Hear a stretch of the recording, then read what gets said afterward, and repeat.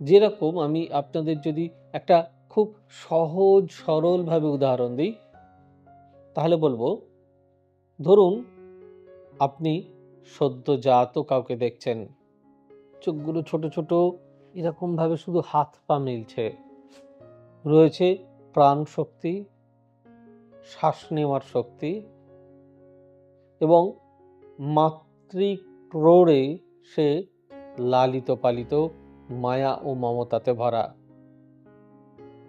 সেটি একটি কাল। ঠিক তারপর সে যখন আর একটু বড় হয়ে গেল, ছোটাছুটি, দুরন্তপনা বা অধ্যয়ন শুরু, এলো শৈশব।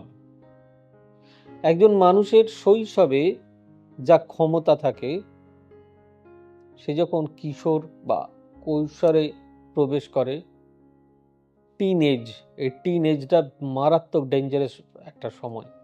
এই সময় কেউ যদি নিজেকে সঠিকভাবে কাজে লাগাতে পারে, সে মারাত্মক জায়গায় যেতে পারে। এই সময় শক্তি সঞ্চয়, দৈহিক গঠন, সমস্ত কিছু হয়।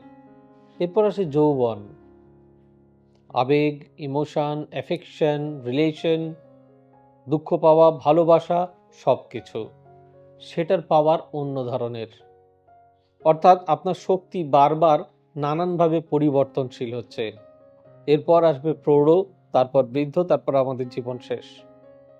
এক একটা সময়ে আমাদের গতি প্রকৃতি এক এক ধরনের হয়। ঠিক সেরকম যখন দশা বদলায়, তখন আমাদের জীবনও বদলে যায়।